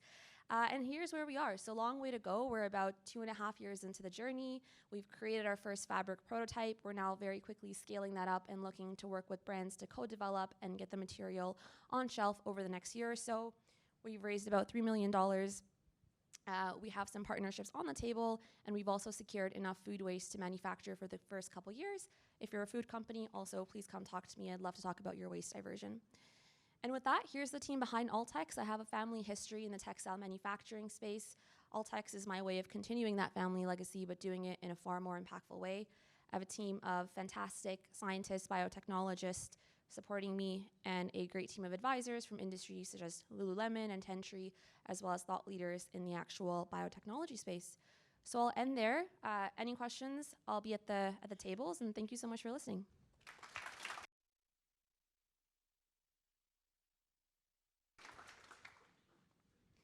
Thank you so much, Myra. Believe it or not, you've probably seen the next startup's product, especially if you've been networking around the Barr area. Biofusion converts all types of plastic into BioBlocks, a high-performing new material for the building industry. Let's welcome Heidi, CEO and founder of Biofusion. Thanks, Janae, thank you.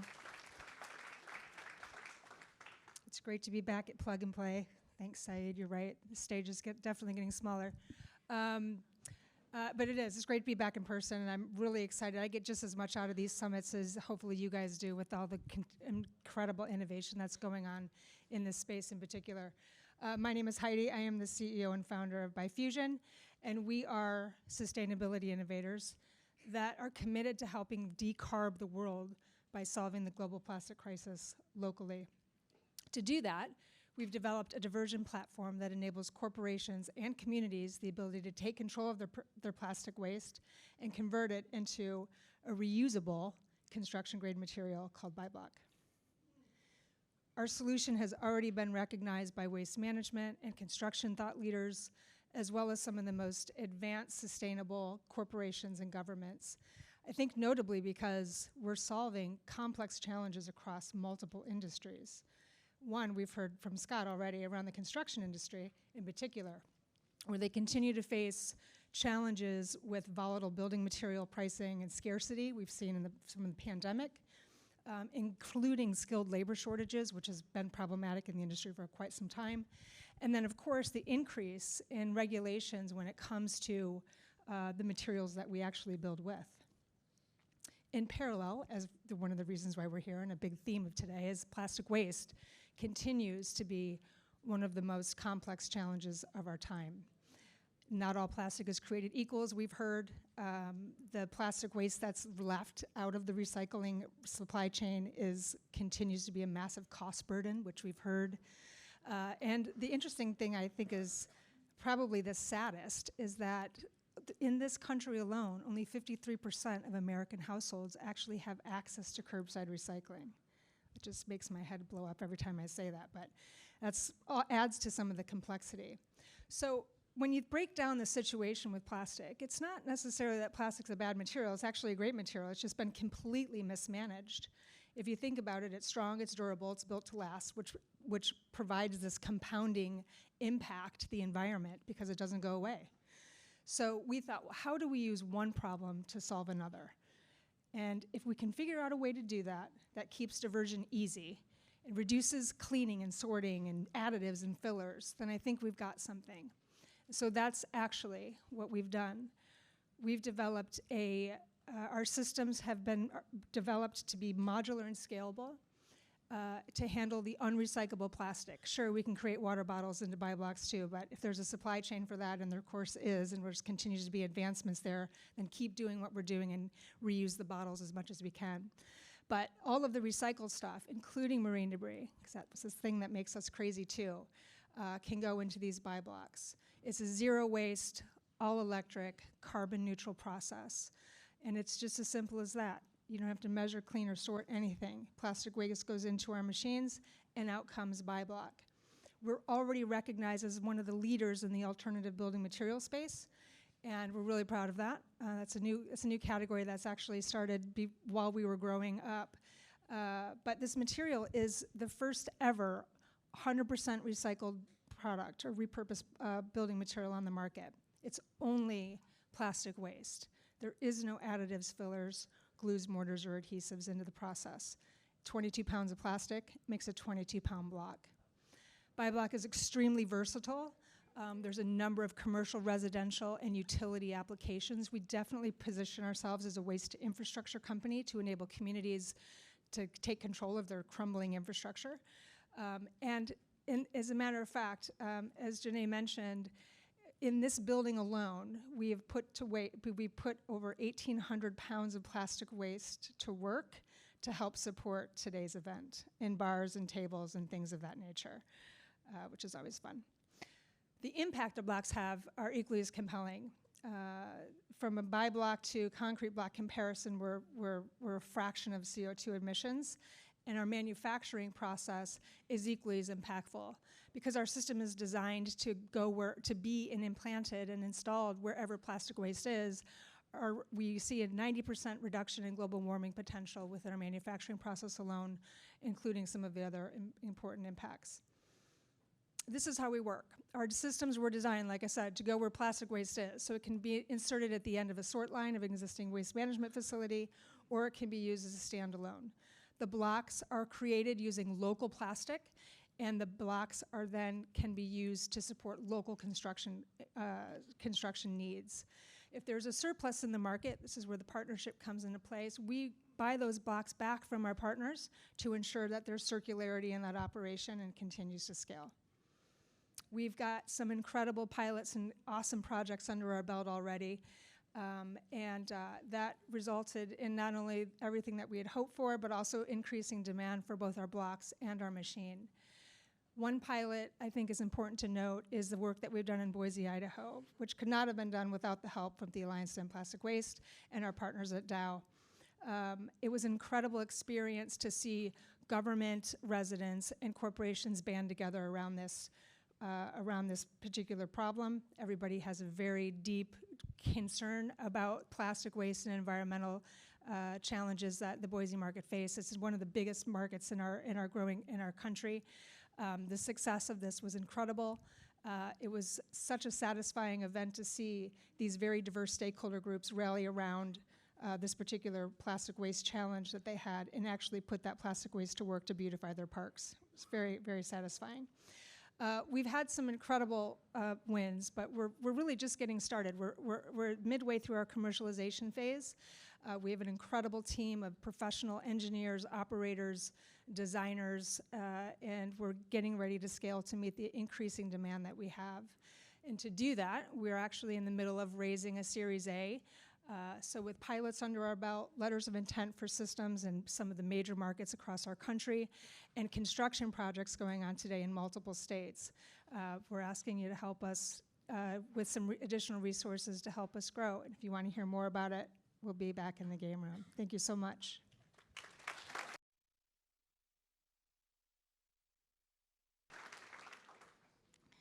Thank you so much, Heidi. Now we have a great excuse to get closer to the bar.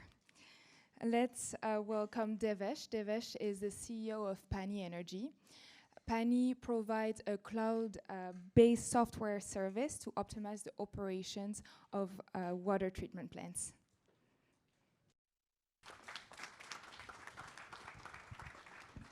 Hi, everyone. So today I'd like to start by telling you about my friend, Steve. He's here in California, and Steve's in charge for water and wastewater treatment at a soft drink bottling plant. And man, this guy's under so much pressure to reduce his energy, chemical, his water footprint. But all he can do every day is just make sure his plant doesn't break down. You know, he's firefighting, reacting to issues. He just doesn't have the time to stay ahead. And he's not alone. You know, operators in hundreds of thousands of facilities in industries and cities, they need help. In our point of view, the hardware for treatment has advanced over the years to meet with regulations and climate adaptation, but the software to manage has not caught up.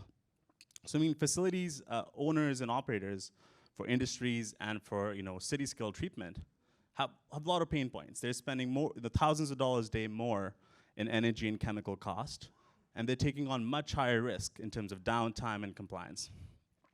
And I thought this problem needs to be solved. And at Pani, we are solving that.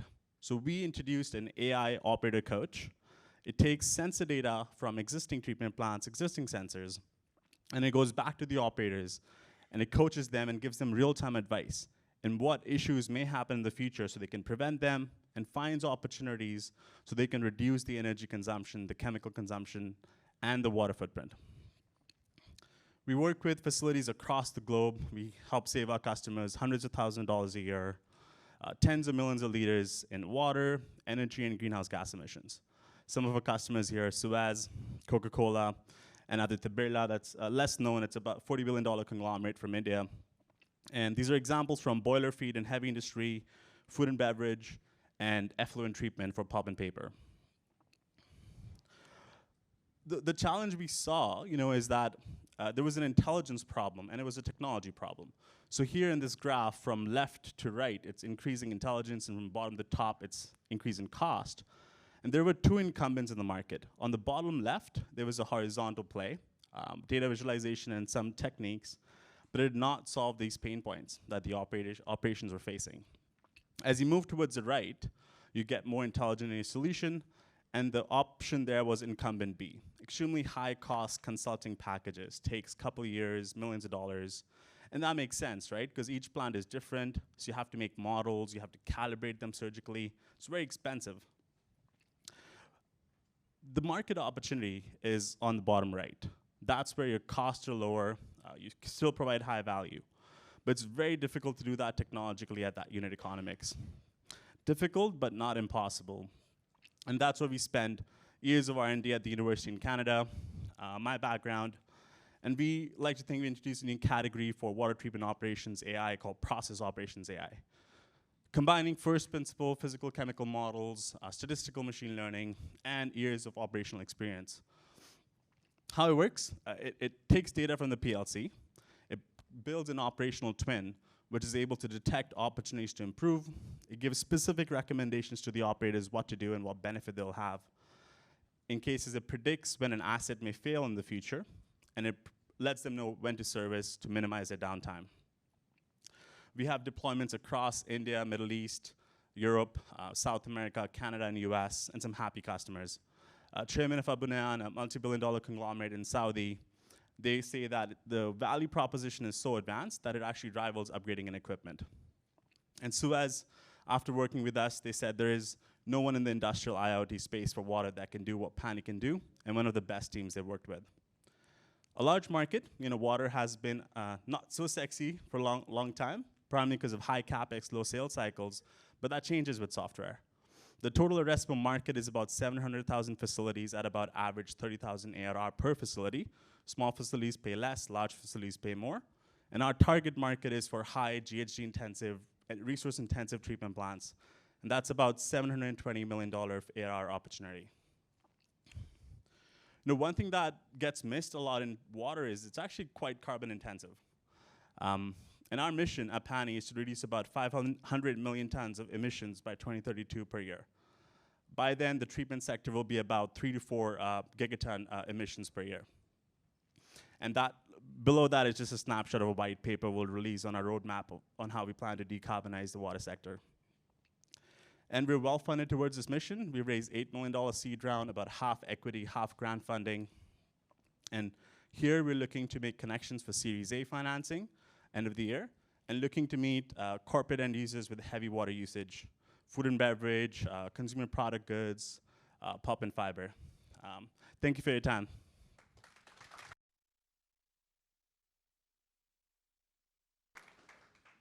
Thank you so much, Devesh. Let's welcome Anthea. Anthea is the CEO of 2S Water. 2S Water is protecting the world's water with real-time data using single and multi-element sensors.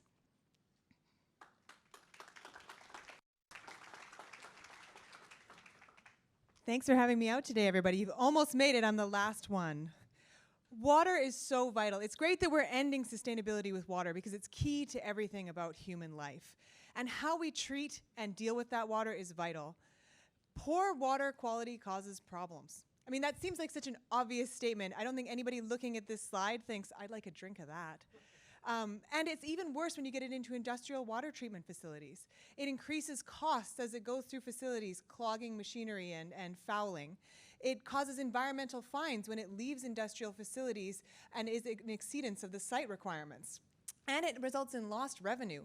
If you're trying to extract a metal and it goes into your output, you've now taken an asset and turned it into a liability. That's the last thing any company wants to do. This happens because current detection methods fail. Right now, if you want to know the metals in your water, you take a sample and you mail it to a laboratory. In North America, you're probably getting your results in about 2 weeks. Try not to be in South America. You could be waiting 2 months to get your test results. That's just prohibitive. You have an alternative, of course. You can build an in-house laboratory. It'll cost you a couple $1 million to set up and then about $500,000 a year to run. With all that expense, you are now getting your data at the lightning fast speed of every 4 to 8 hours. Still not fast enough, not for process optimization, for environmental compliance, or for machinery maintenance. 2S Water have developed the AquaValid sensor in order to solve this problem. We connect directly to the pipe and monitor the water for up to 31 different metals. There you can see me at one of our first municipal deploys and my CTO at our first commercial deploy. We connect directly to the pipe and scan the water every 5 minutes. There are 78 different metals which our technology can detect, of which we validated 31. Some of the interesting ones in there, we've got those metals that you're concerned about drinking, like your arsenic and your lead. We've got the metals that are fouling up your equipment, like your calcium and your magnesium. And of course, we've got your extractive metals, like your gold, silver, copper, and zinc. We then deliver that data directly to the operator, either through our web interface or through their control system. Part of the big problem today is that data arrives in an Excel spreadsheet. I mean, that's exactly what Pani is trying to solve there. That problem is so prevalent across the industry right now. So what do we use this data for? Well, we really have 3 major applications where we want to use this data. The first is in effluent and tailings monitoring. We want to help companies make sure that the water coming out of their water treatment facilities is safe to go into the environment and for human consumption. The second is for process optimization. What you're looking at on this slide right here is actually lithium.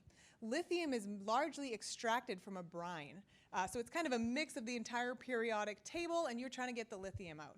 By providing the data that operators need, we can help refine that extraction process, massively reduce the amount of water that they're consuming, as well as their environmental impact. And it's not just extractive processes, it's also other industrial processes, such as semiconductor production, pulp and paper. Anytime the process goes fully aqueous, there's really interesting data points that can be derived and process optimization that can be achieved. And lastly, machinery maintenance. As soon as the water's running into your facility, it's causing problems. There's a facility in, I'm out of Canada. One of the facilities in our province, a 2% scaling factor on their boilers results in a $10,000 per day increase in fuel costs. About 500 tons of CO2e that they are putting out into the environment for that. By monitoring that water and making sure that it's actually clean before it goes into those boilers, we can have a massive impact on their sustainability. We are 2S Water. We're really looking for a lot of corporate connections here. We are piloting right now. We have beta units out in the field. If you have a facility that is consuming water and you think that your data could be improved, I would love to talk to you. Please come reach out to us. We are in the game room. Thank you very much. It's been a pleasure.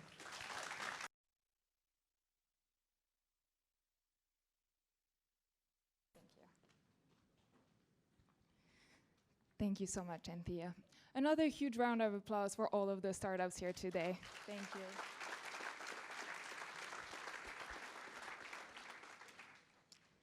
So next, we'll be talking about sustainability trends. This could take all day. So I decided to start where we start when we look for trends and innovation focuses, our ecosystem. As you probably know by now, we have over 50,000 startups in our ecosystem and growing. So what we did was collect all of the startups working on sustainability and clean tech. So we analyzed over 6,000 startups from all around the world. We discovered over 42 new technologies, over 14 different industries, and we really started focusing since 2010. And we discovered a lot of different topics that we separated into 4 different pillars: carbon neutrality, ending plastic waste, clean energy, and water resilience. Unfortunately, today we're only focusing on carbon neutrality and ending plastic waste. We'll be looking at innovation opportunities, the roles of VCs and corporations in these spaces, and some highlights and technology highlights for the 2.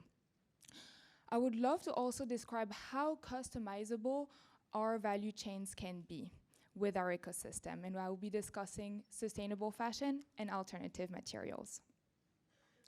So let's dive in. Take a closer look at carbon neutrality. We've been looking at a lot of different focuses, from biomass to data analytics, so very much from hardware to software. In the past 2 years, the amount of investors has doubled in the clean tech space. In 2021, over 22 billion was invested in the space. That being said, starting in 2022, there were 534 sustainability funds with over 315 billion in assets and management. So this is to say, first of all, clearly we're not the only one, but there is also a huge innovation opportunity. So what are the roles of VCs and corporations? VCs are risk takers, especially when it comes to early stage startups.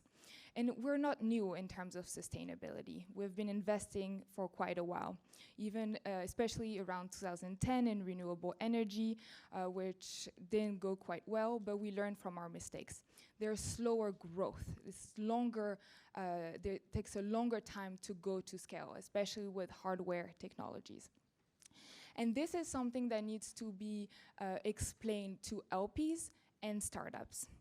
VCs also have the opportunity to understand a lot of the end market, and they can really guide a lot of startups with their new technologies. Corporations have a huge role. As you'll probably see throughout this presentation, a lot of the startups are kind of stuck around seed and Series A rounds. And the reason is that they are trying to scale up, but they need funding to scale up. But VCs won't invest if they're not scaled up. So they're kind of stuck right there. And so corporations can come in and fund projects, pilots, and POC to help prove that this technology can actually work at scale. Let's take a closer look at different industries and innovation opportunities. There are a lot of technologies that are industry agnostic. That means they can work in many different topics. There's also the construction industry, which has a huge opportunity in terms of using carbon into new materials, such as concrete and steel. Of course, there's the green financing, driven by the net zero emission and quick result for corporations and groups. And finally, the transport industry. Today, the transport industry is mostly around efficiency. There is a lack of transparency in supply chain, and therefore creating that transparency and that efficiency is absolutely going to decrease carbon emissions. So I wanted to give a few technology highlights, too. First, let's start with carbon offsets and marketplaces. These startups focus on providing a platform or services for corporations or group to invest in new projects and technologies. This can be nature, engineered, or energy-based. Nature is mostly around agriculture, forestry, so planting trees, etc., whereas energy and engineering base is mostly technology, such as direct air capture. There has been some issues in the past years where all that funding doesn't always go towards the right project or doesn't fully go to the right project, and that has caused a lot of issues. So there's been a lot of demand in quantitative data and in trust of those credits. The second one is key. If we want to drive net zero emission, we need a physical aspect to the carbon emission. And the physical aspect is around CCUS, carbon capture, utilization, and storage. You probably already heard of it. And there are different startups. There are the ones that get right away where the carbon is being emitted and capturing it right there. Other, as I mentioned, that capture it from the air, and others that are using carbon to create new materials. Those materials varies. They're mostly around textiles or construction, or even in the energy side of things, such as fuels and electricity. So let's take a closer look at ending plastic waste. So we did the same thing again. We were wondering, okay, what kind of trends and focuses are around plastic? So let's collect all of the startups that we can. What we found and focused on is the circularity of the materials, from the feedstock side to the consumer, such as reusable or even consumer education, and then back to the recycling of things. I will be taking a closer look at mechanical, biological, and chemical recycling. What is interesting here with this graph is that we see a correlation with regulations. You can see an increase in the slope around 2016 and this in 2017, and this is right after the Paris Agreement. So the roles of VCs and corporations here, very similar to the carbon space, of course, so I want to highlight the main targets. Biological and chemical recycling is key because they're the one who enables a full circularity of the material back to the same industry. There's also design and additives. As you can see here on the left, there's a huge amount of bio-based materials. And we're trying to use those bio-based materials to replace plastic, which have, of course, great properties. What we can do with those coatings and additives is add it to those bio-based materials, enabling, for example, water, gas, or oxygen barriers, and being able to replace those fossil fuels materials. Not only that, those additives and coatings can also be added to plastic to either biodegrade them or enabling better recyclability. There's also material exchange. As you probably know, there's a lot of demand around recycled materials. A lot of them are actually more expensive today than their virgin self, such as recycled PET and PET.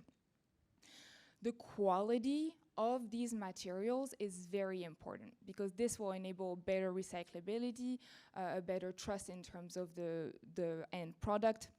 And so having those services and those platforms, creating a link between the waste and the potential for recyclability is going to be very important.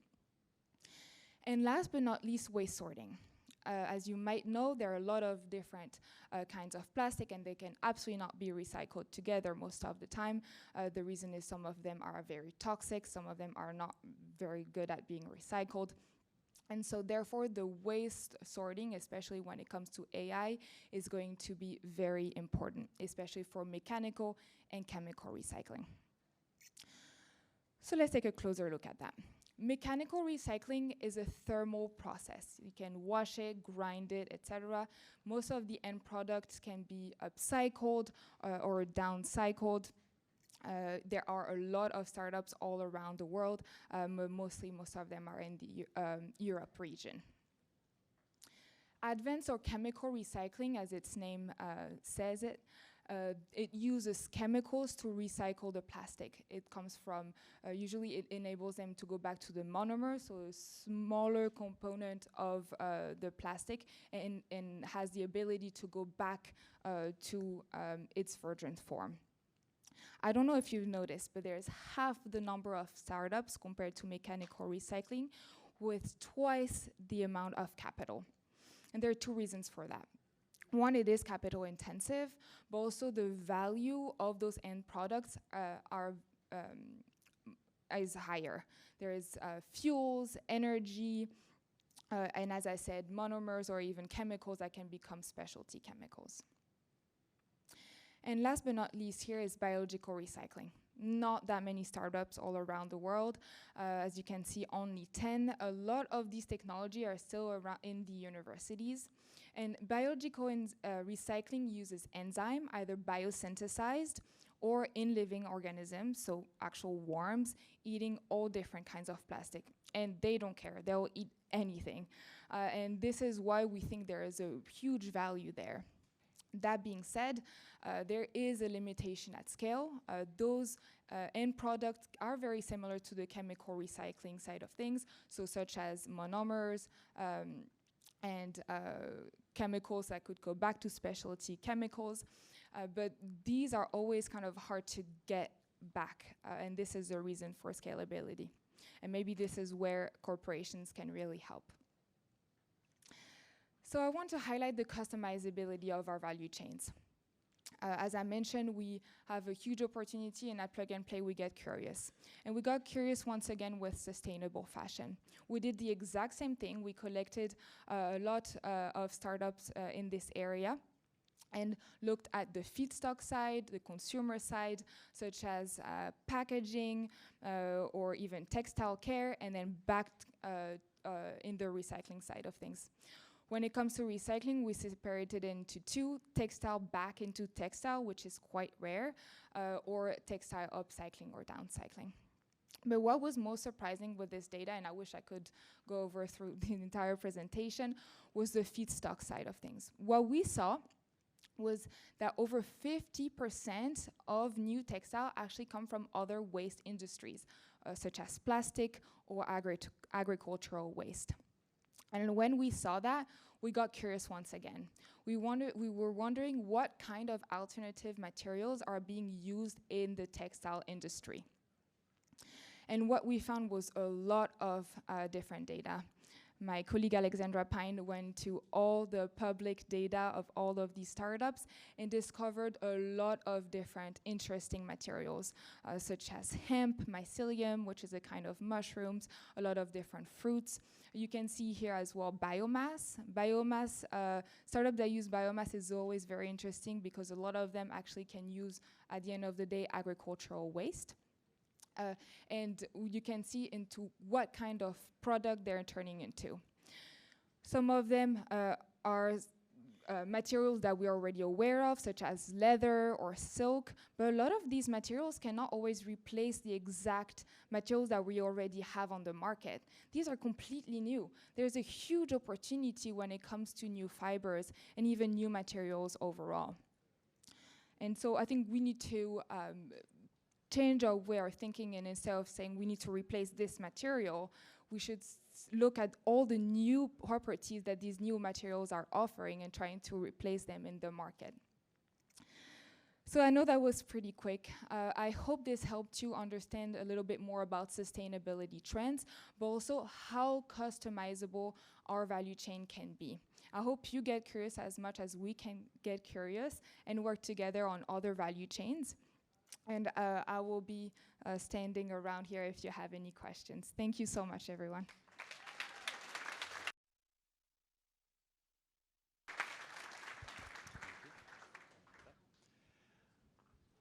Let's give another round of applause for all the startups and Danae, please. So sadly, we are at the end of today's session, but we just want to end with a few closing remarks. And I first want to say thank you all so much for coming out here, dedicating the time, energy to come out to Silicon Valley and spend your time with us to learn about all these exciting solutions and innovative trends. A few housekeeping items. Our real estate and construction vertical will be presenting starting at 11, so in about 6-ish minutes, on the first floor event center. There will be lunch outside. But before I let you guys go, really quick, hold on. I know you're all eager. We just wanted to give a big thank you to our champion from the Alliance to End Plastic Waste, Joe Machado, who will be retiring at the end of this year. We've been working with him diligently over the last 3 years to build up this amazing accelerator program that you all have seen a little bit today. So we just want to give a big round of applause to Joe Machado. Do you want to just stand up really quick? Woo!